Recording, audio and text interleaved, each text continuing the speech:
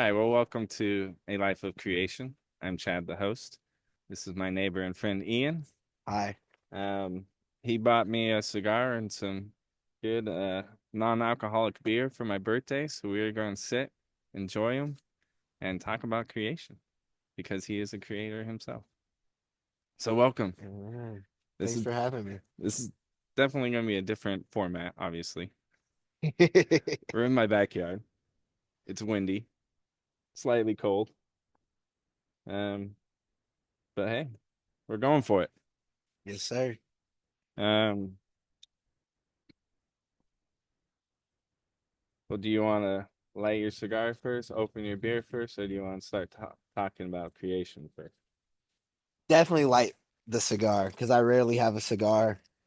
So this is going to be a special treat. Yes. I don't have them very often either, so also a special treat. Now, you probably actually smoke more cigars than me. So tell me, the cigar thing between us happened because you posted on Facebook, I believe, about lighting the cigars after an Alabama game, right? Yes, Tell me about that tradition. You said there was a tradition. there Was it is a too? tradition. When we beat Tennessee, and I say win because most years we beat Tennessee. That did not happen this year, unfortunately. But that's okay. We got a new coach. But when we beat Tennessee, we always light up cigars after the game. All the players light up cigars after the game. All the coaches. Um, and honestly, I have no idea where that tradition started, but that's always been the thing when we play Tennessee.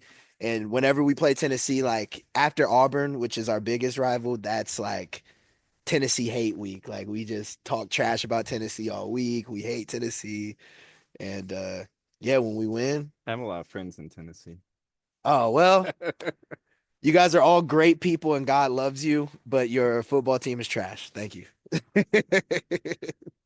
But I mean, I went to Cal State Fullerton, which is a great school. But as far as like student pride and involvement in sports, there wasn't a ton. I think we had a good baseball team. Okay. So baseball was the Cal State Fullerton thing. I don't think I went to a single game though. Why? Didn't think about it. Because I live down the street and it was just I don't have to be here. I'm not gonna be here. Right. Extracurricular activity. That is not it. Exactly. Yeah, it just didn't really appeal to me at the time. Well, it's funny because I think I went back and shadowed a photographer who was the team photographer. So I went to like a couple games as a photographer, like just kind of learning how they did sports photography. See, so it all comes full circle. If you have a reason to be there, I guess. Yeah, and it was fun. And it actually made me sad that I didn't go to baseball games because another friend of mine went to that school and he went to a lot of baseball games and I think he still goes to the baseball games. I'm like, should have done Have you gone since, like as an adult? that. Well, I guess you were an adult then, but a full grown adult. Maybe one or two. Yeah, I don't think about it. I Well, just don't think about it. It's okay. it's sad. The only thing I think about like my college is I see it on the freeway when I drive past it. I get emails from them asking for money, Of course. and yeah, I don't know. I have a lot of fond memories there, so it's not like I didn't like it. Right. I just don't think about going there. Especially for baseball. Well, that's the only thing that I actually think about trying to go there for now is the baseball. Because I got back into baseball more recently, so now there's a draw that I want to Right. go. But um, so I kind of wrote down some talking points for you. Because because I didn't want us to just go off in random tangents about college. Right? Which we would if there were no talking Yeah. points. Um, yeah. So one of the things I wanted to talk to you about, because I do have a video. I don't know when I'm going to post this video, but I have a video that should be posting in January. So we're recording this in January, so it should come out soon. Probably before this video, but it's a video on motivation and inspiration. Mm, Um, and I was talking about the difference between the two, and my thought is you can motivation can inspire inspiration, and inspiration can inspire motivation. hmm But if you don't have motivation and only inspiration, hmm you won't get anywhere. Yeah. But What you if you're inspired, or if you're motivated? if you're motivated, inspiration could come. But if you are just inspired but you never have the motivation, you're not going to go anywhere. What's your definition of motivation? Um, I'd say getting up and doing, like, or maybe even doing to completion. Mm, that's yeah, that's the hard part. To completion. I can do a bunch of stuff, but yeah. Yeah. Because yeah, it's like I've talked to a few people. I'm like, I get inspired a lot, but the motivation isn't always there, so I don't finish things. And Mm, I think that is the plight of most creators and creative people. yeah. You want to do stuff, but if you don't have the motivation. So I guess one of my questions would be to you, when you're not feeling motivated, hmm how do you find that motivational spark again? Yeah, I mean, sometimes I just try not to force it and I just let it come. But there is something to be said about discipline and routine.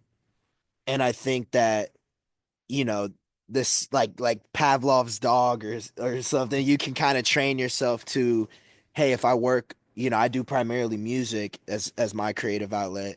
If I'm gonna do music every week, I'm gonna do music every week at this time. And if I do that consistently, if I don't do music at that time, I feel off. Interesting. Okay. I feel weird. Um, Also for me, like visualizing and I guess having like hope for the final product, Mm-hmm. that's what keeps me on task. That's what keeps me motivated. It's like, well, this music will never come out if you don't do XYZ, XYZ. You will never reach your full potential. And this idea that, I believe God's given me will never reach its full potential unless I do XYZ. So it's my job to do those things. I have to do them. Right. Yeah, I mean that forces you. Um, Me and Charlie, who you've met, we were talking about this too, and we both can't mentioned Stephen King's book on writing, hmm where he just talks about his journey as a writer and how he became a writer, and he would basically lock himself in a room every day for hours and write, and you're just he's like wasn't always good, but if you want to be a writer, you have to write and you have to read. So I think he was saying he's reading like 90 books a year or something, Goodness gracious. and writing 8 hours a day or something. But but what Charlie and I were talking about was like when that inspiration hit, hmm he was tuned and ready to just he could run with it. Hmm. And that's why he's written so many books, because his muscles were built Yeah. and like very strong, and just built up, ready to go. So there is something about discipline in what you do. Like you were doing, I think for a while, you were doing every week, The live like stream. the live stream, right? Yeah. And that's literally why I did it. I was at that time, it was COVID. Everyone had a live stream during COVID. I get it, but it was COVID and I just wasn't making any music. Another way I get motivation, and inspiration is by collaborating with other people because I find that sometimes I have a hard time holding myself accountable. So if I get other people involved, I'm not going to look like an idiot in front of those people. So Right. if I give my word to someone, and I'm learning, also to give when I give my word to myself that I'm going to do something to do it, but especially if I give my word to someone that I'm going to do something, Right. I make sure that I do it. So the live stream was kind of a way for me to do that virtually. Um, and just have fun. Right. Sometimes I would be on there working towards a specific goal. I think when I first started it, I did a beat tape called R&B Flips, and my goal was to use the live stream to promote it. But then it just kind of became a space where people can come and watch the creative process and know that they're not alone. When you sit there, I mean, you know how it is. Yeah. You sit there and like you're making nothing but crap, for an hour or two, and then finally, Story of my life. right, you finally hit some gold, and it's great. And then there are some days where you don't really hit gold and you just learn something and you move on. But that was the Finding Grooves was the name of the live stream. That was my way of kind of doing that and building that discipline and holding myself Right. accountable, but also having my, for lack of a better term, my fans, Right. hold me accountable, because people would be like, if I didn't do it, it became, yo, aren't you Well, going to yeah. do the thing? Like, hey, I tuned in, where are you? Where are you, man? So, Yeah, I did something similar. I didn't do a live stream, but um when I was furloughed from work, um I told Jess, my wife, that I'm going to still pretend I'm going to work. mm, So I would every day of the week I tried to do something different.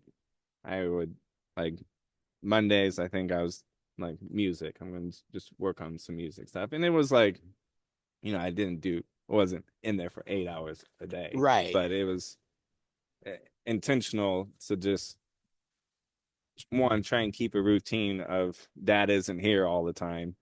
right. This isn't a normal thing. But just keep myself just like, I'm so used to going to work every day. I need to keep doing something.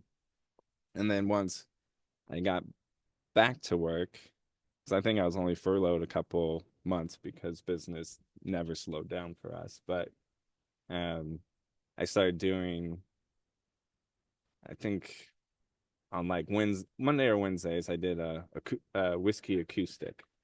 So I would pour a glass of whiskey, pick up my acoustic guitar, and just record whatever I came up with. And it was like a weekly. I was trying to make it a weekly habit. And then I had the worship leader at church at the time. He came over a couple times, and we would just record something, have a drink, and it was such a fun thing. My brother came over one time.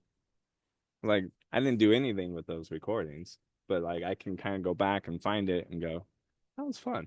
Right. You know, doesn't matter. That's facts. And I think that's something like as creatives, I forget sometimes, especially being so goal oriented. Like the original reason I started doing this was to have fun, Right. you know? So I think that's great. Yeah. And I think as creators, it is important to take a step back and go, why did I get into this in the first place? Hmm.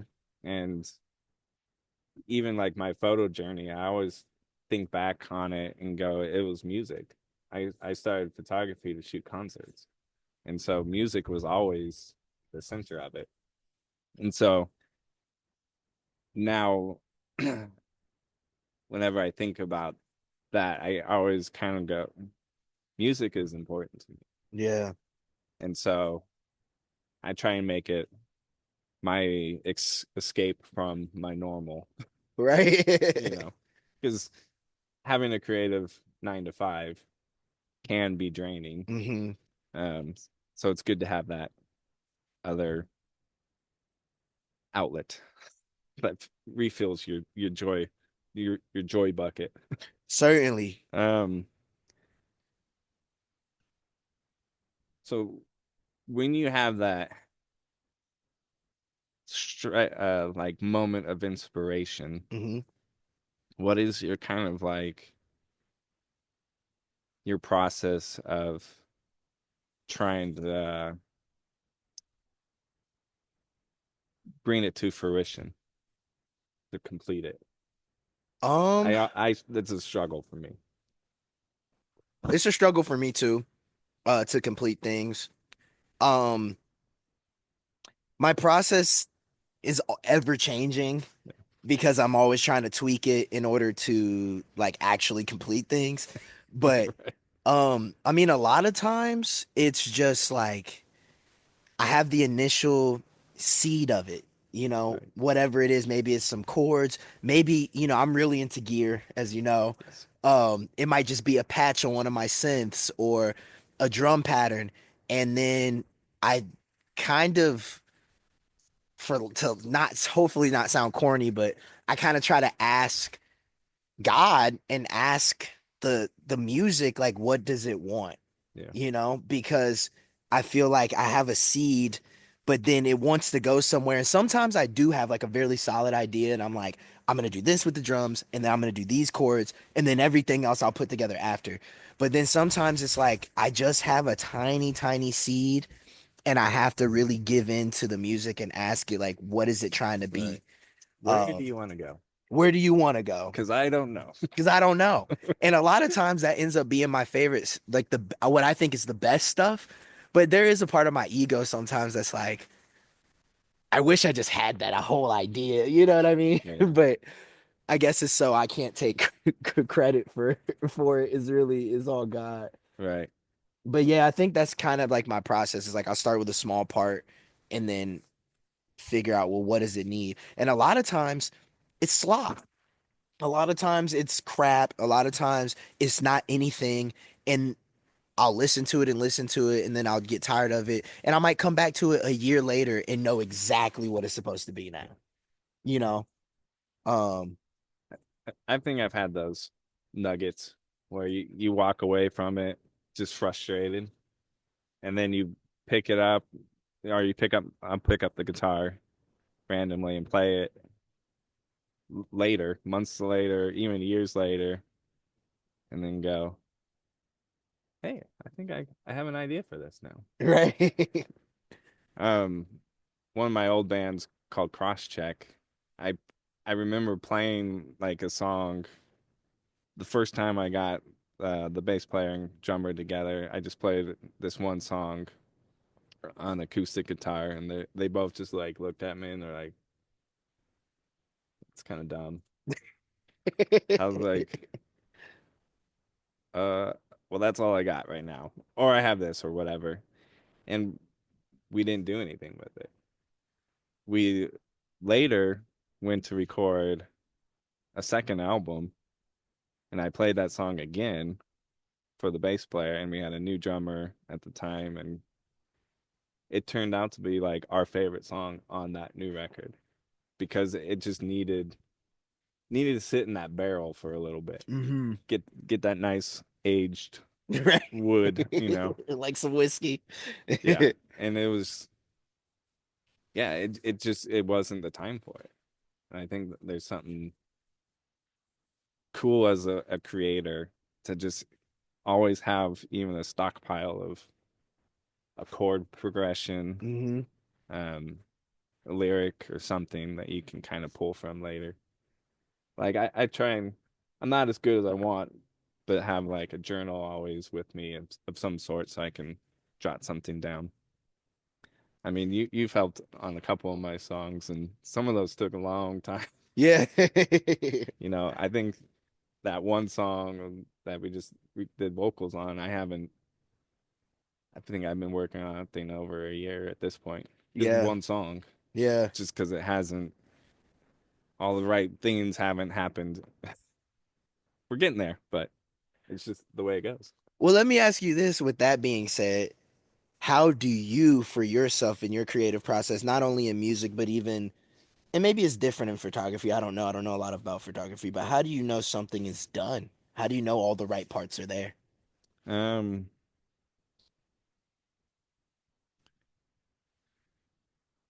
well, I'll start with photography. So, as a concert photographer, I knew I had an image when I felt the energy of the band. Mm, So if I could look at that picture and feel like I was at that show, mm-hmm, I'm like, that's a good photo. mm-hmm. I mean, would shoot thousands of photos sometimes, and you get a handful. Right, Um, and even in that handful, maybe two that were like, that's the shot. right. Um, Music, Dang. as a retail photographer now, we shoot so much content, so you almost can't even be super picky. Right. You kind of have to be like, that works. Mm-hmm.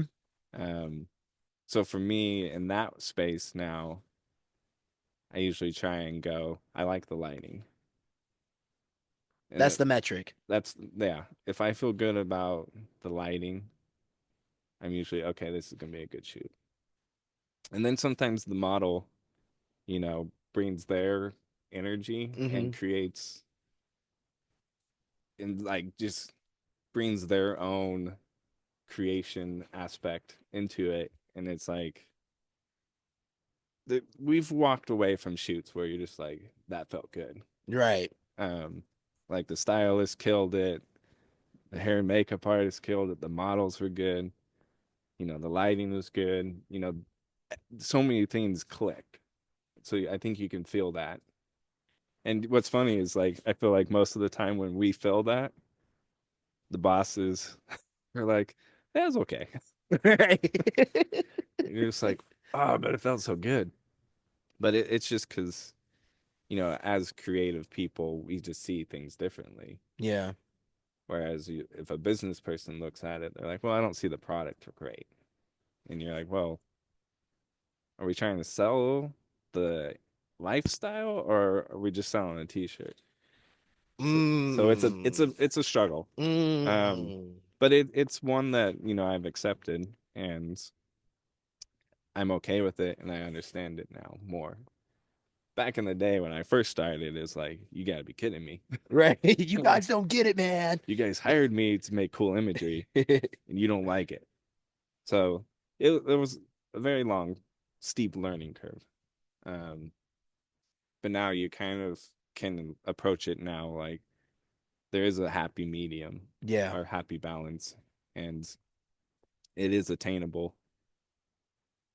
And I've said it before where it's like, not every shoe is going to be great, but we're going to shoot another one in 2 days. So you just kind of, okay, we'll do better next time.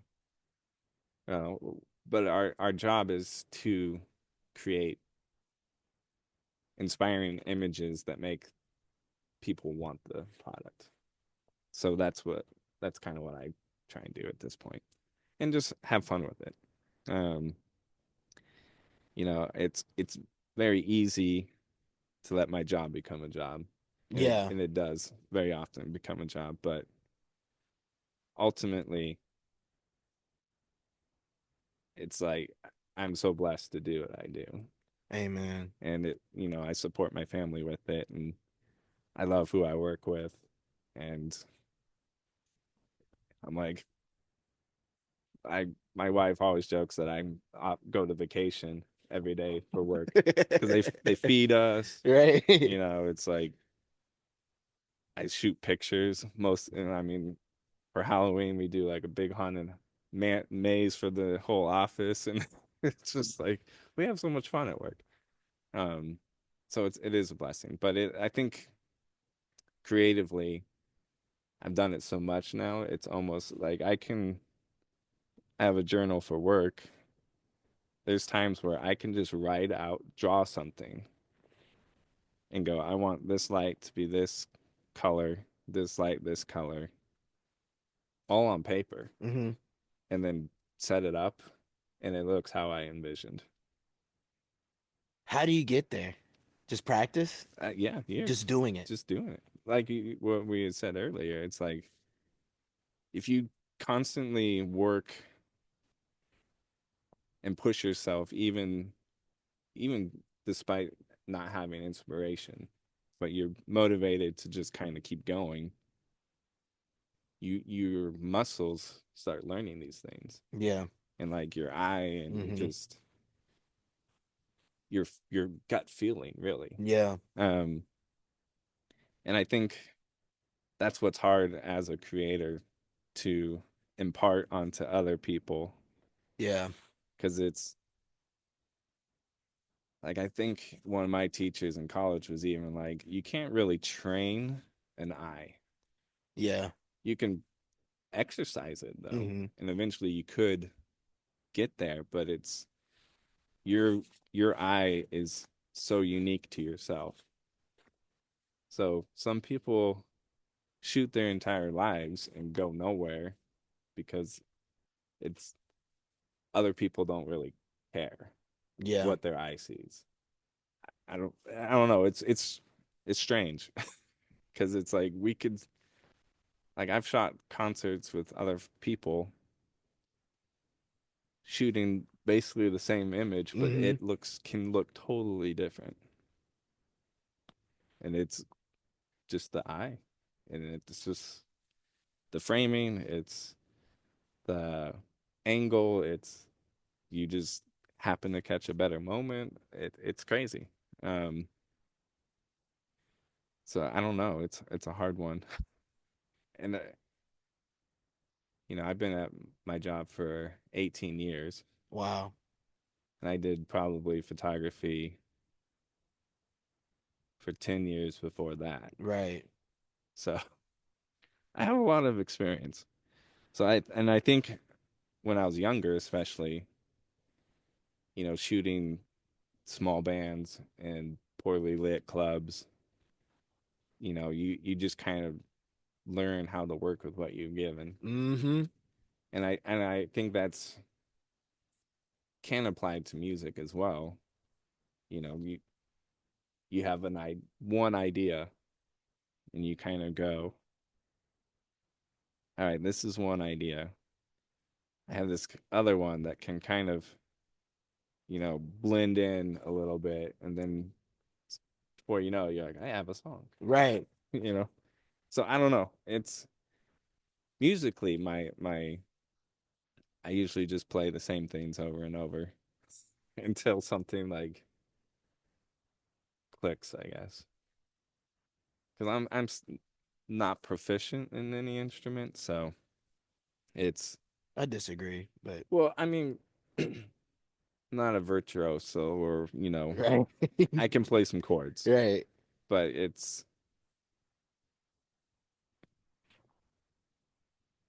so for me, it's still kind of it's a harder process. Right. But I mean, I've been playing bass or guitar since freshman year of high school. So it's not like I don't have experience. I just spent most of it playing punk. Right. So I only needed four chords. Right. Just needed to play them fast With a lot of energy. with a lot of energy. And that's something I loved doing. It was playing live shows for punk bands was one of my favorite things. There's just something about it that's just so fulfilling. Well, then I guess my question to you is, okay, we understand when a photo is finished. When is a song finished? How do you Um, know? I think sometimes when my talent stops. Mm. If I hit, Hmm. I physically can't play better, or I don't know enough theory to take it in a totally different direction. Hmm.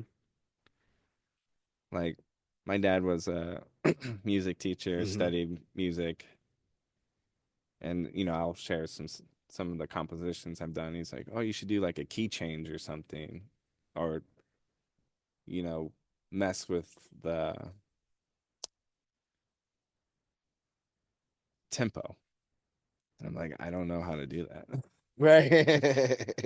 And there would be times where I like try changing something. I'm like this. He's like, no, you just went up like two notes. That's not changing a key. Right. I'm like, I don't know what you're talking about. Right. But that's something I'm working on. But I think so. Like for the songs that you've helped me with, Hmm. is um yeah, like I don't know what else to do to it at that point. And that's how you know. Yeah, All right. I just need to walk away. Yeah. I think it's done. I need to walk away. Um, I think that's definitely one of the my metrics, I guess. So is that the moment you release, Yeah, well, I or do do you tr take a break? I I do try and take a break. So I usually I will download it to my phone, whatever mix I did, Hmm.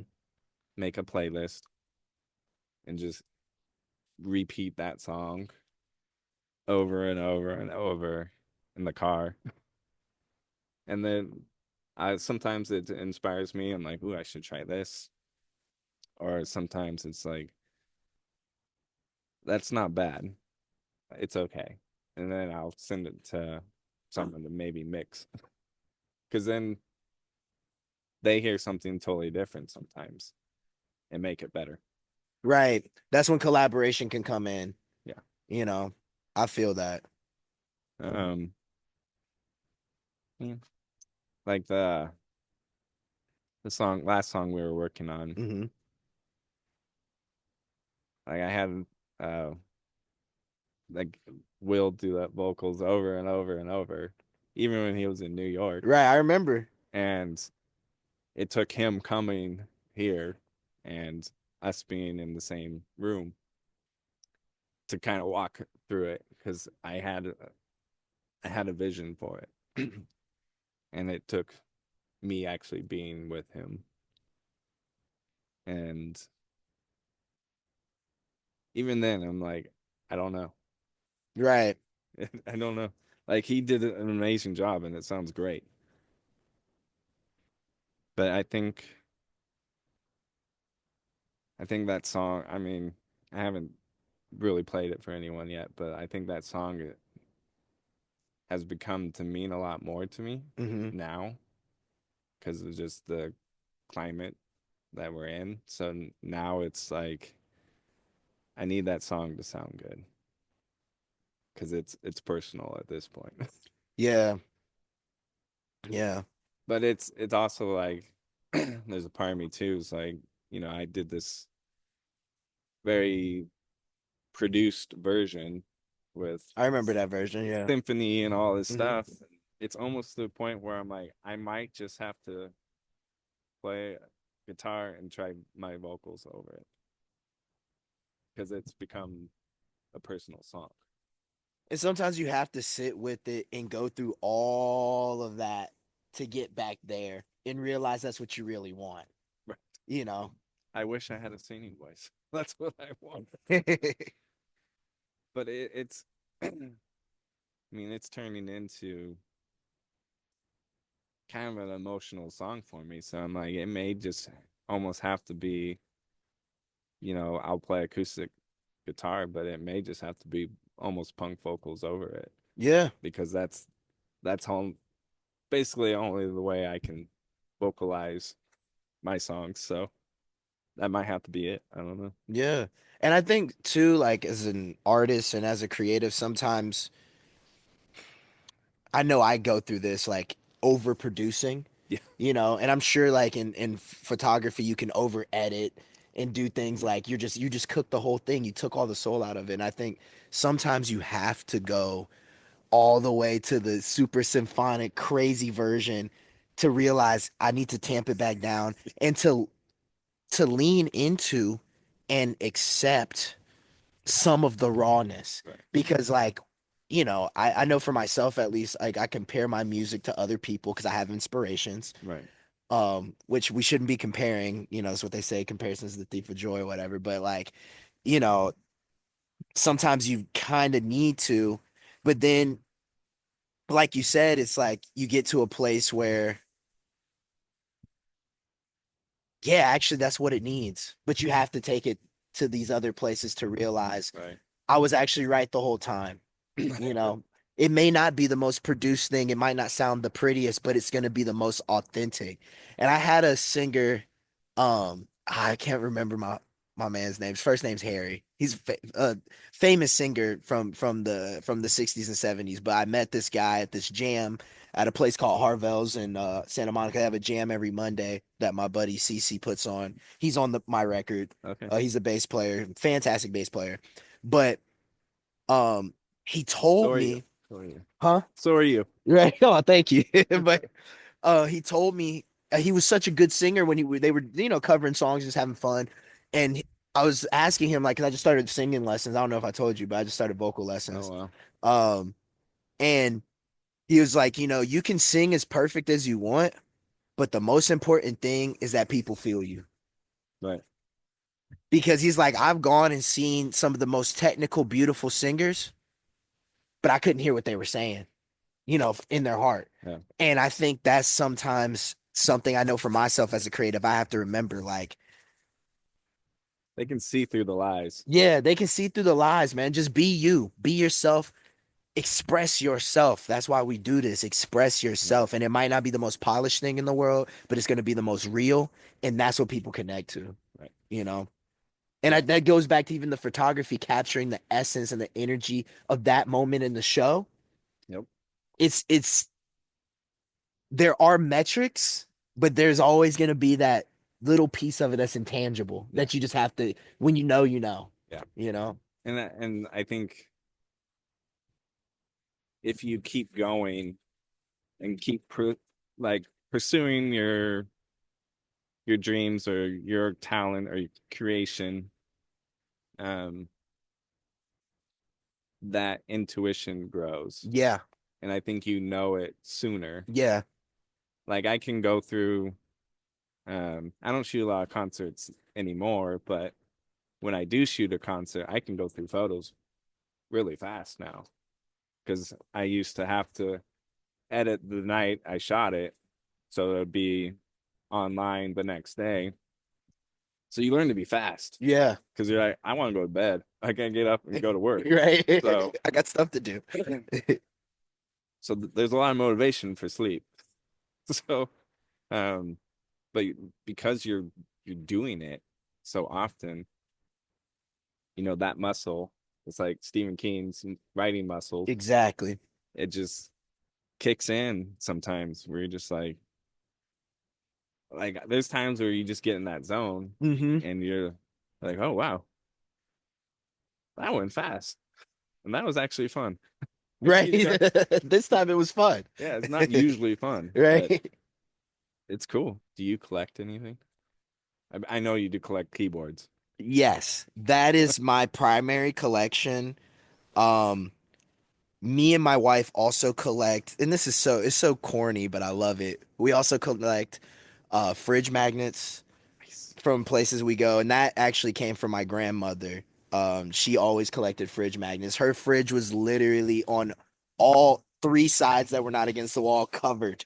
Nice. Um, and it's just something I really enjoyed as a kid. So we get fridge magnets from places that we've gone and visited. We started doing that. Yeah. And there's something really fun about it Yeah. because you stand there, pulling your eggs out, and you're like, I remember going there. Exactly. It's a good conversation piece. Another thing that I collect, is Bucky's gear. I love Bucky's. There was a moment I put out a single a couple years ago called Hatin'. Go check out the music video. It's amazing. It's probably my favorite video I've ever done. It was definitely the most expensive video I've ever done. But uh during that time when I was promoting that single, I was on a campaign to become the first official Bucky's model. So like all of my like promo videos, I would have Bucky's gear and I was tagging Bucky's. For those who don't know what Bucky's is, it's a gas station chain that was founded in Texas, and each Bucky's has like over 100 pumps, which is amazing. They have the best bathrooms, extremely clean. They have handmade jerky that they make in house, handmade fudge that they make in house, pralines, which is like sugar covered pecans that they make in house, and a bunch of other really good food. And then they have like their own brand of pretty much every gas station snack you can think of, energy drinks, their own brand of mints, their own brand of gummy worms. Um, yeah, and it's just an amazing place. It's hard to describe. If you ever see a little beaver on a sign, you need to pull over and go. So we had a freelancer drive to work during our holiday rush last year, and he lives in North Carolina, Hmm. and he drove out here because he just moved to North Carolina, Oh, okay, got it. um, to be with his dad, and I I think he stopped at Bucky's because also there's like one day I was like 3 or 4 people all had like Bucky hats. I was like, what happened there? Right. Where, I was like, you brought gifts, didn't you? Because Yeah, so I don't think I've ever actually been to one, but I know it because it is a thing. it is a thing. It's iconic. You have to go. If you guys are ever on that side of the country, you have to go. The boys will love it. Jess will love it. You gotta go. And I would say the last thing that I probably collect would be gear, Yeah. drum machines and keyboards primarily. You have some mics too, though, right? I do have some mics, which that is a collection, but it's more, It's tools. yeah, it's tools, but and you know this because we know that you collect a lot of things. Yes. And we were just talking about this before we started this, but once you get into something, I don't even get into certain things because I know, like for example, my bass rig, I have a few pedals. I know what I like. I keep it at that. I don't start researching pedals Don't do it. because if I go down that road, I'm already like that with guitars and basses. I'm already like that with keyboards. I'm already like that with drum machines and all rack studio gear, reverbs and different things. It just gets so expensive and you're trying to explain to yourself and if you're married to your spouse, why well you already have three drum machines. Why do you need this one? Well, because you don't understand, Your wife can probably hear you. right? She gets it. I mean, it's like you don't understand. They made this one in 85 and it was used on this record and by these people and like you can only get so many. I mean, I would say my most like grailed piece that I have is my Cheetah MD16. Cheetah is a company that was in the UK in the 80s and they were defunct by the late 90s. But they got bought out by some software company. But they made this drum machine called the MD16. It was like one of the cheaper drum machines you could get at the time. I spent, Isn't that usually the case? it's usually the case. Like everyone picked up Les Pauls because no one else wanted them at the time, And and then they now it's become, the Holy Grail. it's the holy grail. And I think that goes back even to the conversation we were having about, your process and motivation. It's like you cut your teeth in those poorly lit rooms not having the gear, not having the stuff, and that's what makes you great. And it's those pieces that end up being these iconic pieces that people use, Yeah. because it's what they could get. But yeah, when it came out, it was probably a $400 or $500 piece of gear, which is really cheap for a drum machine back then. Um, and I spent over $2,000 on it. But Hey, I've been there. you can't find them. I challenge anyone watching this video, if it does come out, find a Cheetah MD16 for sale. You're not going to find it. I saw one once, and then I didn't see another one for 8 years. Yeah, so that's my favorite piece of gear that I have. But I love drum machines. I love synths. I think, obviously there's always software plugins, and I've done some comparison videos on my YouTube. They're the same. They sound the same. Yeah, They do. But there's something really special, and I know as a card collector you can appreciate this about holding something in your hand. There's just something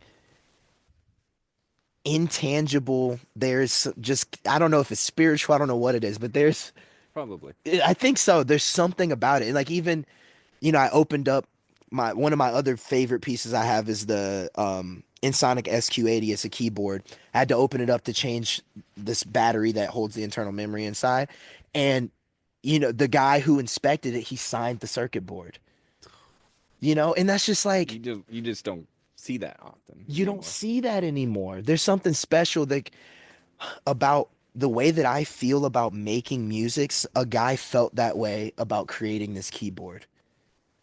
And I mean, it gets me emotional. That's I thought I saw a tear for me. you're right. It's just there's something about that.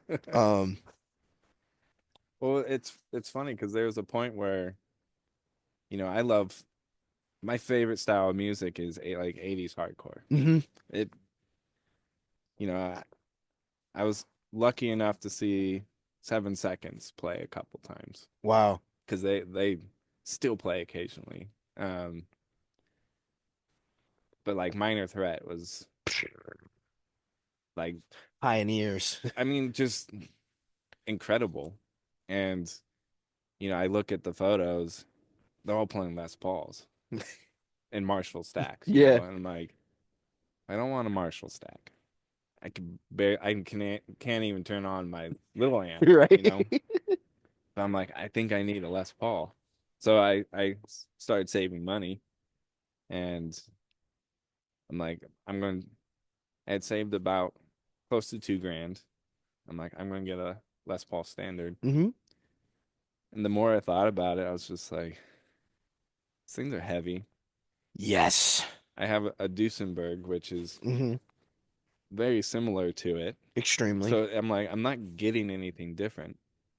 And then looking on Reverb, I found a 1953 Gibson Archtop, Right. That I love that thing that you and have, dude. I'm like, I couldn't get it out of my mind, and I ended up buying it, spending all the money I had saved for the Les Paul, and I don't regret it at all. And I think that might be one of my favorite pieces.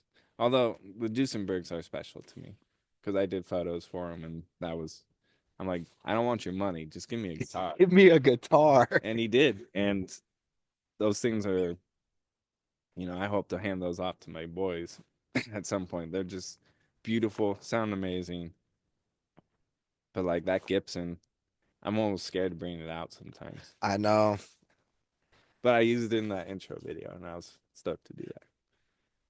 which is nice. Yeah, I mean the sound, like, it's player grade. They had to replace the bridge, and I think they um, fixed some cracks, and I ended up having the bridge pinned because it was a floating bridge. Tuners are new and stuff, so it's totally player grade. But man, it just has so much character, and it sounds incredible. It does. And it's just like, yeah, I made a good choice. You did. And I think, it's, the money is something to think about, but it's like if a piece sticks to you, it's good to own the original. Yes, you get it, dude. You understand it. But like, the hard part is having money Yeah, that is part of it. That's the part I try not to think about. because, I mean, like you said, you didn't see one of those for 8 years. So it's like you almost have to be saving the whole time, just hoping that you find it and are able to just do it. Yes, there was full transparency. There was credit card debt involved. But it But I mean, was worth it. It was a no interest card. I paid it off. but but it's also, again, you're like, I haven't seen this for 8 years. this is my chance. This is my chance. And then I don't know. I think I hate debt, but I think we've all been there where it's, I had to do that for camera gear a couple times because I'm like, I have to have this. Yeah. You know, to, I might not need this one, but I tried to buy used as much as I could and got the cheapest things I could in most things. But there's a point where, photographers and musicians are more than capable to create with any tool. Factual. But there's a point in your profession or your journey where it's good and okay to upgrade. Yeah. And sometimes that does require debt. Yeah. Sometimes it does. And it's like you said, there's something I think as you grow in ability and as you're growing in ability, you're growing in wisdom and knowledge. It comes a point where you understand what you're actually getting and why it costs what it costs. Yeah. Um, and you can run a more accurate cost benefit analysis in your mind and be like, you know what? I need this thing because it's stuck to me. I've marinated on it and this is the thing I need, Yeah. you know? Yeah. And yeah, you mean I'm sure you've heard it too, but like the musicians like get stuck in a funk Hmm. and so they buy a new guitar. Yes, I'm And all it's for it. and it's like and then they write their best album ever. Yes. And it just took that like change or newness to inspire some creativity. Yeah. And I feel strongly about that. And I know we're going to talk about current projects, but that's the whole thing behind the project that I'm working on right now. It's all about the gear. I have a message and things I want to say, but the birth of the project was from the gear. A friend of mine had the same drum machine, a TR-707 from Roland. If you ever get a chance to shoot for Roland, please let me be your assistant. Please let me be your assistant. But there's just, and even my wife, who's I do trades. you're right. Okay, we'll figure We'll something figure it out. out. Um, We'll do whatever you need, but we need this and this. yes, we do. There's something about it. And even my wife, who, she does play music, but she's not like a music producer like I am. Um, the first track that I made with it, as soon as she heard it, she was like, I understand why you bought it. Yeah. And it's just, yeah, those samples come in Ableton. I can make the same song with the samples. It's different though. It's different. It's Well, literally it's the different. feeling of it too, right? Yeah. Because you're not just punching a MIDI controller. You're touching the real thing. Different, totally different feel. Totally different. And what a lot of people don't understand is like when it comes to these drum machines and the keyboards as well, like when you're talking about like the key beds and stuff, which is why I really love my SQ80, there are the way that they made it, especially if you're talking about vintage gear, there were limitations. Now I can open Ableton and do anything, do it in any timing. But when you're working with a circuit board that was made in 1982, there's only so much resolution.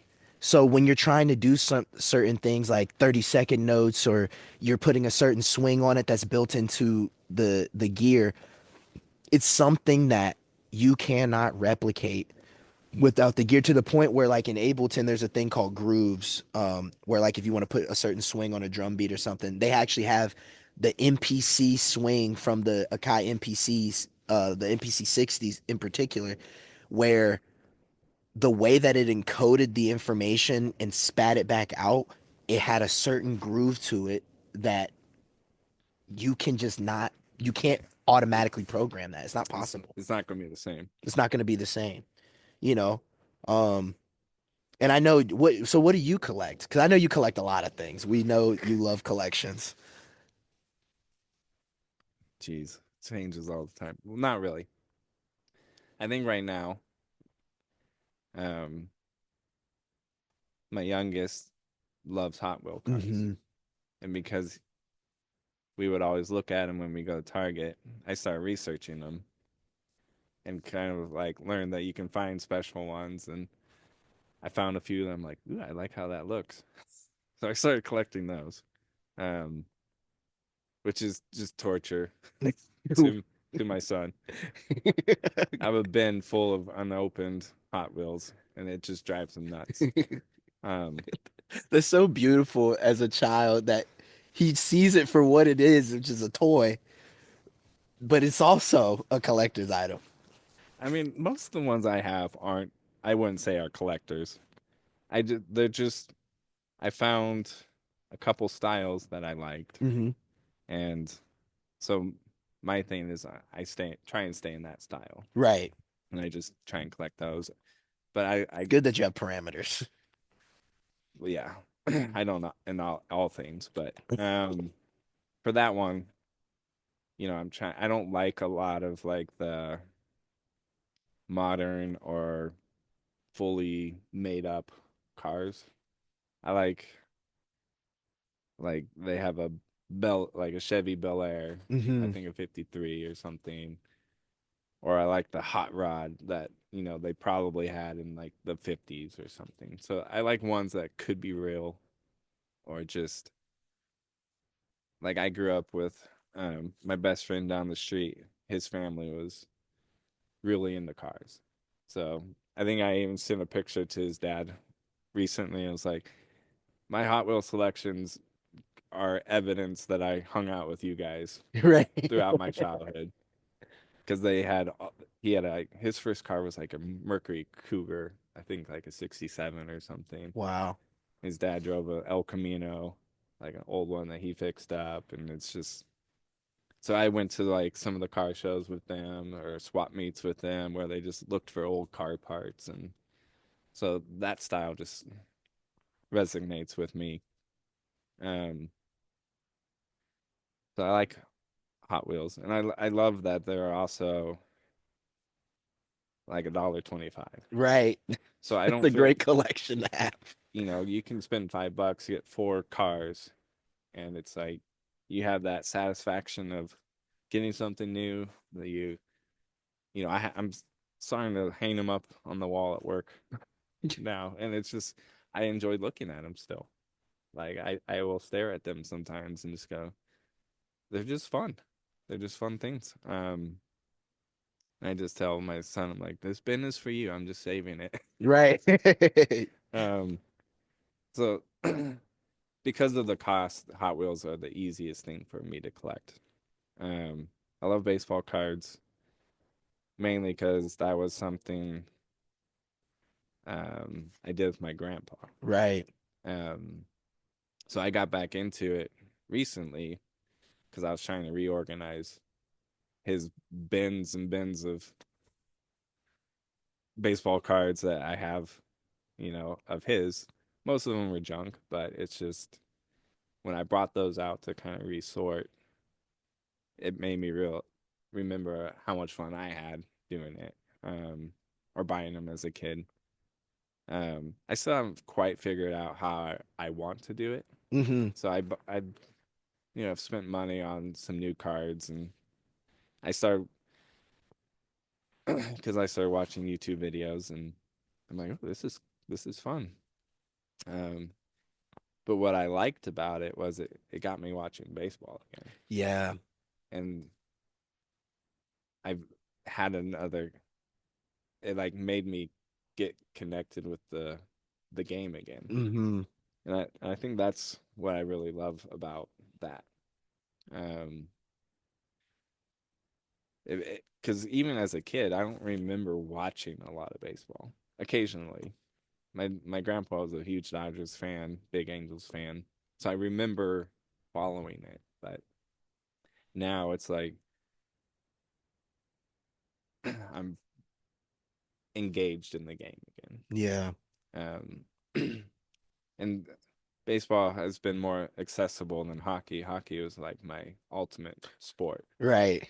but it's just so hard to watch now because you have to have a certain thing, or if you get, you know, one package, you may not get the Kings games or whatever. It's just like so I just follow it. on Instagram and email at this point. Um, so for hockey, I'm like, I don't even know half of the new players anymore. But so I get some Kings players occasionally, but growing up in the 80s, 90s, um, when Gretzky came to the Kings in 1988. So from 88 until,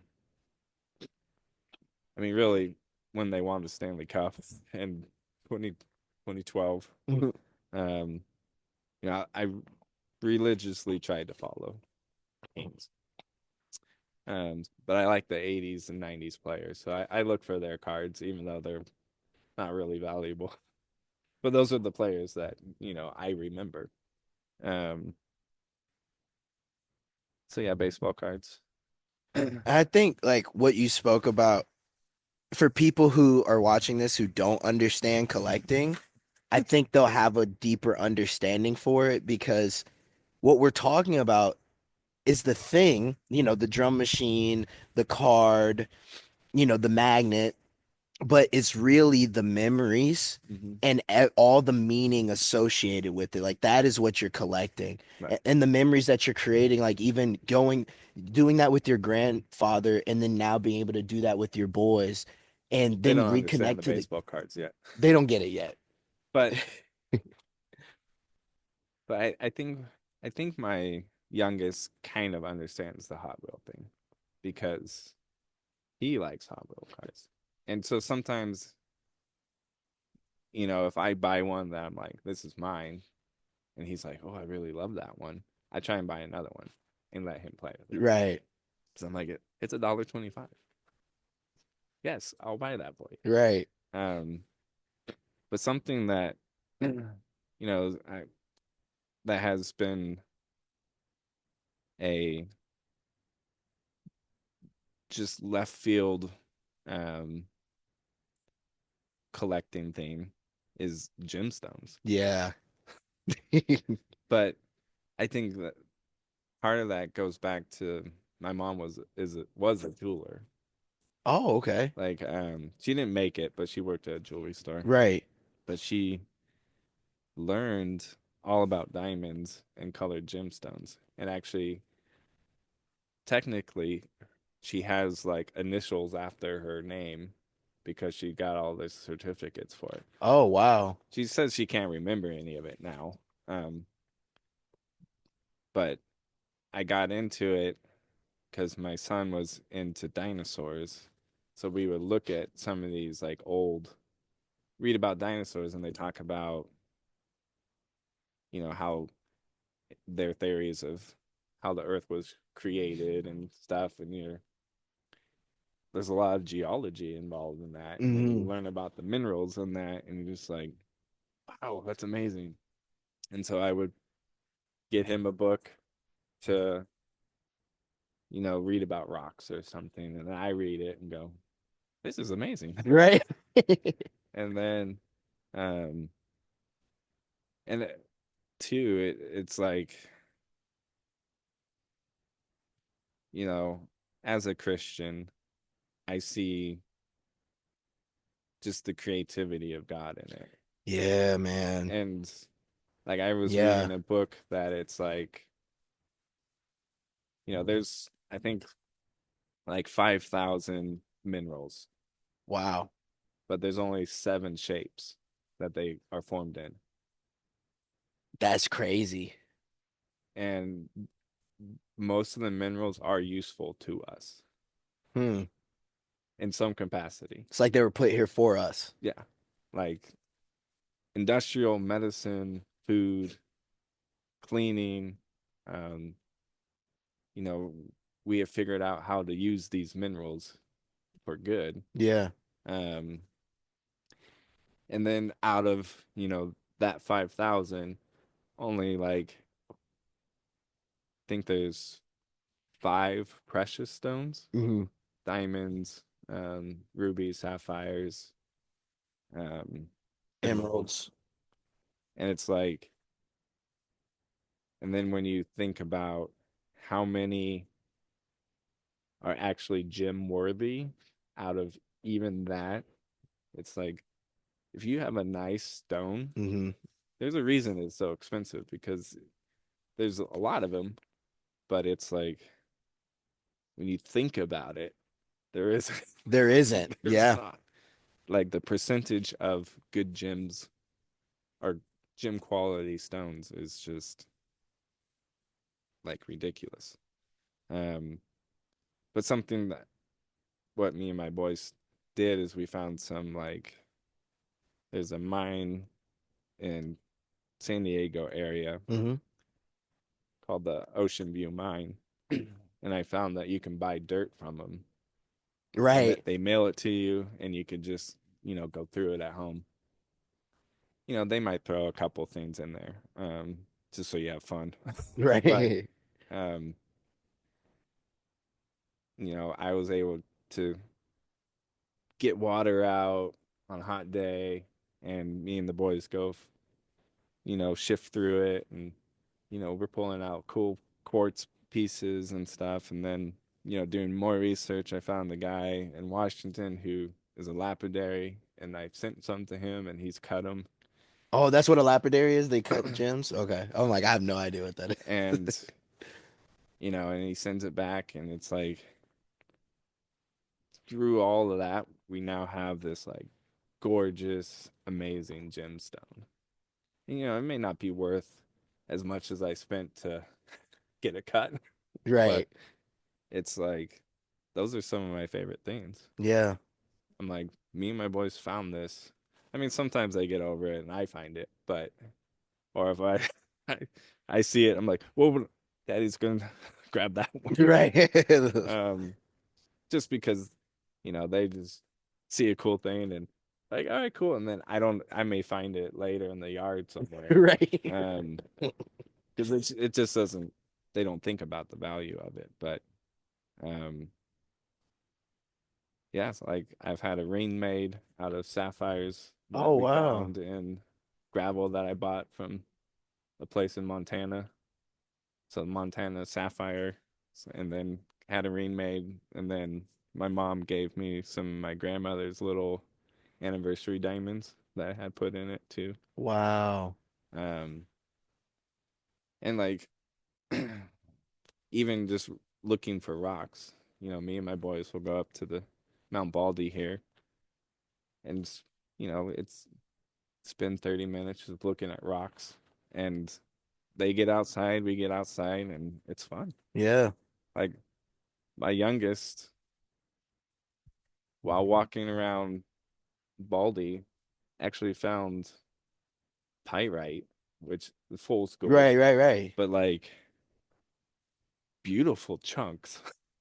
And then I'm just like, how did you find that? Right. And then I think he showed me, or no, I don't even know if he showed me, but we went back like a week later and we found the rock that it came from, and it was like covered in pyrite. So that's now in my garage. Wow. And I'm like, how cool is that? Like just walking around, you can find such like fun things, and it's free. Right. I mean, mostly, but yeah, I think the gemstones kind of been fun to talk to my mom about because I think it was something that she really enjoyed at the time, and now it's I'm excited to show her stuff that we found, or you know the person who made my ring was the guy who worked at the shop with her and who's now a pastor, and Wow. he does jewelry on the side. Hmm. So it's like, and even the gold that was used for the ring, I had in high school, the first time I went to Hawaii, I found a wedding band in the pool of a waterfall, and Whoa. I've held it on to it for decades at this point. Um, he didn't melt the gold because the refiner wouldn't do it, but he traded me the weight, equal weight. Hmm. So I'm like, every part of that ring was basically found Right. at some capacity. So I'm like, that's just super cool to me. And I've um have talked to when I ordered the dirt and stuff, I talked to the miners and like this is now on Instagram, I'll take a picture and send it to some of these miners and they tell me what it is. And like this is such a cool like community. I don't know. I like too many things. But it's great because like you said, like the community that comes with it, the memories that come with it. I mean, I'm sure you when your boys get older, they'll be like, "Yeah, man, do you remember when Dad used to get that dirt in the mail and we'd sift through it in the front yard and you know?" Well, what's funny is so I think it was last year, Bo, my oldest, around his birthday, I'm like, I'm gonna just get because he had said he enjoyed it, so I'm like, I'm gonna buy like bags from different mines. I got some like gold panning dirt and stuff. I'm like, we're gonna have fun. Like one bag in out of like the four, just like, yeah, I don't know if I like this. Right. I'm like, well, Daddy does, so you can go inside now. Right. But but but recently, like just maybe even last week, he was just like, I want you need to get more of that dirt. I'm like, I thought you didn't like it. He's like, well, I don't necessarily like all of it, but I really like seeing the cool rocks come out. Yeah. So I'm like, all right. So they don't necessarily care for all of it, but they do like what comes out. Right. And I'm like, that's fine. Yeah. Because, sitting there over water, shifting a bunch of rocks and muddy water, Right. isn't necessarily exciting. Right. The funnest thing in the world. I think it's great, but for an 8-year-old, it's kind of like, I just want to see the cool rocks. I'm like, all right, that's totally fine. But now I'm like reading books on gemstones, trying to actually learn what I'm looking at and how they're made. And it's just super fascinating. Just all the elements that need to happen Yeah. in even specific orders. Like things have to happen in a very specific way. In order for this thing to be created. Yep. Yeah. And so to me, I just see God in it, a lot of it, and they're beautiful. They're Yeah. just it's I can stare at them for a while and just all the lights reflecting off of it. It's just cool. And just to think that that came out of dirt. Right. Like I have a zircon that which is a bluestone that I had a guy in Singapore when I first started kind of researching. He's a lapidary in Singapore. I just found him on Instagram. Had no idea about anything. I just messaged him one time and he was just super helpful. And just you could tell he's super passionate about it. So I ended up buying the stone from him that he cut for me. That he got the stone directly from the miner in Cambodia. Sent me a picture of the mud hole that he found it in, and it was like I made a hat pin out of it. And I'm like just thinking about so this guy in Cambodia just digging in the hole, found this rock, sent it to a guy in Singapore who made it a beautiful stone, and then he sent it to me. And now it's on your hat. And now it's on my hat. And it's just it's incredible. It boggles my mind. Just the process. And I mean I was talking to a guy just this week too, and we were even comparing it to coffee. Just like so much, some of the best coffee comes from like third world nations. Yeah. And the process of getting it to us, the consumer, like it goes through a lot of hands. Yeah. So it kind of makes you understand why some things are expensive because there's a lot of middlemen. Yeah. But And a lot of process that has to occur and a lot of expertise that has to occur. lots of expertise. Yeah. Just even like you can't really just go anywhere and dig a hole and think you're going to find something. I've dug a lot in here. Right. Didn't find I anything. haven't found jack, Right. just heavy river rock. Right. But so the expertise of seeing a mountain or rock formations and go, I think there's something there. Like it's crazy. It's a beautiful thing. And it's like, seeing God in that creation and then even, especially with creating collecting something that is natural, and then seeing how God allows us to participate in that creativity with him by cutting the stone and finding the stone and even with those same minerals are the minerals that make the circuit board work inside of my keyboard, and all the Well, watches have watches. sapphire rubies in them a lot of the Hmm. time. And there's just so much creativity involved. And I think God allowing us to be not only created by him and loved by him and be part of his family, but then allowing like his children, hey, you can come be a part of what dad is doing, Mm-hmm. it's nothing like it, man. It's Yeah. nothing like it. One of the guys I talked to this week, he actually had an analogy, or I don't know if it's analogy, may be the wrong word, but he's also a Christian guy, and he's like he looked at create his creations as um a way to,